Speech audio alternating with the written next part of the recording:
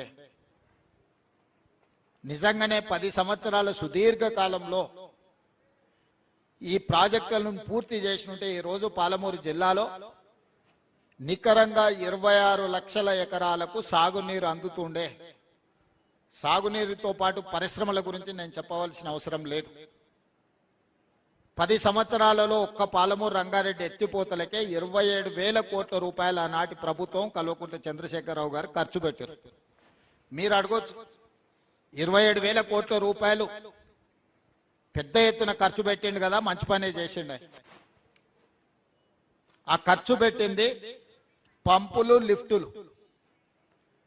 పంపులలో లిఫ్టులలో ఖర్చు పెడితే కేసీఆర్ ఇంట్లో కనక వర్షం కురుస్తుంది కాబట్టి 27,000 కోట్లలో అధిక భాగము పంపులకు లిఫ్టులకే ఇచ్చి పంపులు లిఫ్టుల 1,000 కోట్ల రూపాయల కమిషన్లు కొల్లగొట్టి ఒక్క ఎకరా కూడా నీళ్ళు ఇవ్వకుండా ఎక్కడిదక్కడ వదిలేసిపోయిండు.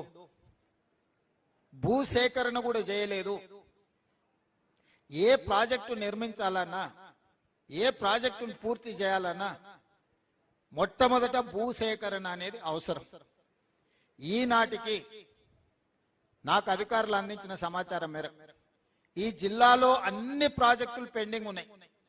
కాంగ్రెస్ ప్రభుత్వమే అధికారంలో ఉన్నప్పుడు పూర్తి చేసిన జూరాల ప్రాజెక్టును వదిలేస్తే ఈ జిల్లాలో కల్వకుర్తి గాని, భీమా గాని, నెట్టంపాడు గాని, కోయిల్ సాగర్ గాని, ప్రారంభించుకున్న పాలమూరు రంగారెడ్డి ఎత్తిపోతలు గాని, ఏ ప్రాజెక్టు తీసుకున్నా పనులు పూర్తి సంగతి దేవుడెరుకు. ప్రాజెక్టులు నిర్మించడానికి అవసరమైన భూసేకరణ కూడా జరగలేదు. అంటే భూసేకరణ చెయ్యకుండానే ప్రాజెక్టులు పూర్తి అవుతాయని చంద్రశేఖరరావు గారు ఎట్లా భావించిందని నేను అడుగుతున్నా. అంటే ఆయన ఆలోచన ఎంతసేపు ఉన్నా పంపులు లిఫ్టులు 1,000 కోట్ల కాంట్రాక్టర్ల బిల్లులు చెల్లింపుడు, అందులో నుంచి నగదు కొట్టేసు. నాగం జనార్దన్ రెడ్డి గారు కొట్లాడి కొట్లాడి కొట్లాడి అలసిపోయి ఇప్పుడు ఆయనతోనే చేరే పరిస్థితి వచ్చింది.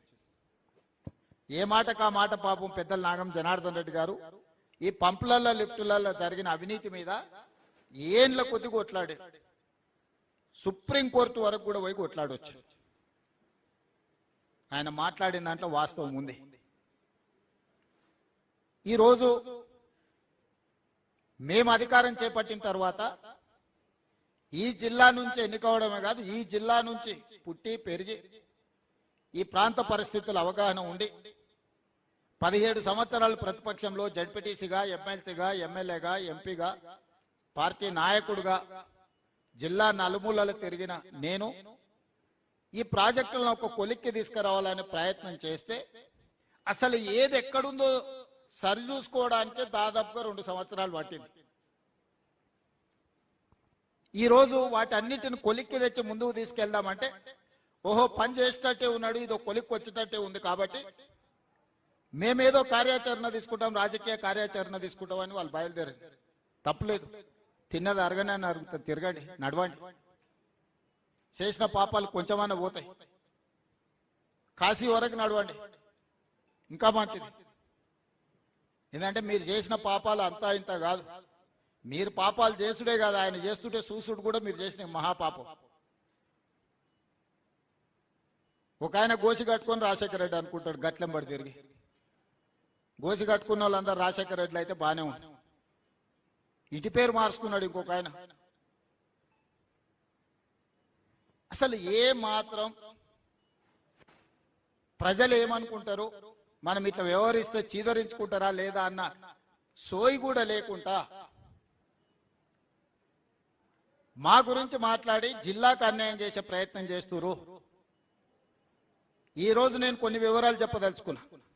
ఖర్చులు కాదు, జరిగిన అప్పులలో 10 సంవత్సరాలు బ్యాంకులలో తెచ్చిన అప్పులకు చంద్రశేఖరరావు గారు 41,118 కోట్లు బ్యాంకులకు అప్పులు అసలు కట్టింది. మిత్తి 43,385 కోట్లు. చంద్రశేఖరరావు 10 సంవత్సరాలలో సాగునీటి ప్రాజెక్టుల కోసం చేసిన అప్పులకు 84,000 503 కోట్ల రూపాయలు 10 ఏళ్లలో ఆయన కట్టిండు. నేను అధికారంలోకి వచ్చిన తర్వాత ఆయన చేసిన అప్పుల భారం మొయ్యలేనంతగా మారి కరెక్ట్ 30 నెలల 33,567 కోట్ల అసలు, 18,554 కోట్ల మిత్తి. 30 నెలల చంద్రశేఖరరావు చేసిన పాపాల బైరోడు నాకు అందించిన ఈ అప్పు 52,120 కోట్లు ఈ నెలకు కట్టిన నేను. మీడియా మిత్రులు రాసుకోవాలి. 30 నెలల చంద్రశేఖరరావు చేసిన అప్పులకు తప్పులకు ఓన్లీ సాగునీటి ప్రాజెక్టులకు నేను చెప్పేది 52,121 కోటి రూపాయలు ఆయన చేసిన అప్పులకు తప్పులకు అసలు మిత్తి కలిపి 52,121 కోటి రూపాయలు నేను చెల్లించిన. ఇక నేను పనులకి 30 నెలల్లో చెల్లించింది ఎంత అంటే 22,000 కోట్ల రూపాయలు.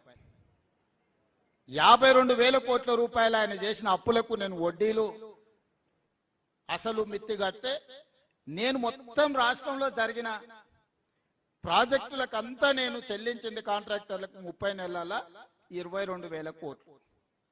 22,000 కోట్లు రాష్ట్రం మొత్తం చెల్లిస్తే ఒక్క పాలమూరు జిల్లాలోనే 8,000 కోట్ల రూపాయలు దాదాపుగా. అంటే పాలమూరు జిల్లాకు నేను అధికంగా నిధులు ఇచ్చినట్ట, పాలమూరు జిల్లాకు అన్యాయం చేసినట్ట. ఇప్పటికీ జిల్లాల ప్రాజెక్టులు పూర్తి చేయాలంటే 4,000 ఎకరాల భూసేకరణ చేయాలి. భూసేకరణ చేయకుండా కాంట్రాక్టర్లకు ఎన్ని పైసలు ఇచ్చినా, కాలువ 5 కిలోమీటర్లు తొలవాలంటే 1 కిలోమీటరు భూసేకరణ చేసి మళ్ళీ 1/2 కిలోమీటర్ వదిలి మళ్ళీ 1/2 కిలోమీటరు భూసేకరణ చేసి మళ్ళీ 1/2 కిలోమీటర్ వదిలితే నీళ్లు వారుతాయా? రిజర్వాయర్లలో ఆడాడ కొంత భూమి ఉంటే కోర్టులో వచ్చి స్టే తెచ్చుకుంటే రిజర్వాయర్లలో నీళ్లు నింపగలమా? ఈరోజు కాల్వలకు మెయిన్ లైన్ కెనాల్స్ కి నువ్వు భూసేకరణ చేయలేదు. రిజర్వాయర్ల సమస్యలు అట్లనే ఉన్నాయి. ఉదండాపూర్లో R&R సమస్య ఉంటే నిన్నమన్న మీకు తెలుసు కదా, R&R సమస్యను ఈరోజు ఆ సమస్యను పరిష్కరించుకునే ప్రయత్నం చేస్తున్నాం. ఇవి ఏవి చేయకుండా, భూసేకరణ చేయకుండా, లేకపోతే R&R ప్యాకేజీలు ఇవ్వకుండా రిజర్వాయర్లలో నీళ్లు నింపగలమా? అందుకే ఈరోజు ఆ సమస్యలన్నిటినీ సంపూర్ణమైన అవగాహన చేసుకొని రాబోయే 2 ఏళ్లలో మాక్సిమం ఈ జిల్లాలో ఉండే పనులన్నిటిని పూర్తి చేయాలని ఈరోజు కంకణం కట్టుకొని మేమందరం క్షేత్రస్థాయిలో పర్యటన చేసి కార్యాచరణ తీసుకొని ముందుకు వెళ్తున్నాం. ప్రతి 6 months కు ఒక వర్టికల్ గా ఒక షెడ్యూల్ చేసుకొని, ఇప్పుడు జూన్లో వచ్చినాం, డిసెంబర్ వరకు ఏమేమి పూర్తి చేయగలం, నెక్స్ట్ జూన్ వరకు మళ్ళీ ఏం చేయగలం, నెక్స్ట్ జూన్ నుంచి నెక్స్ట్ డిసెంబర్ వరకు ఏం చేయగలం, విడతల వారీగా ఒక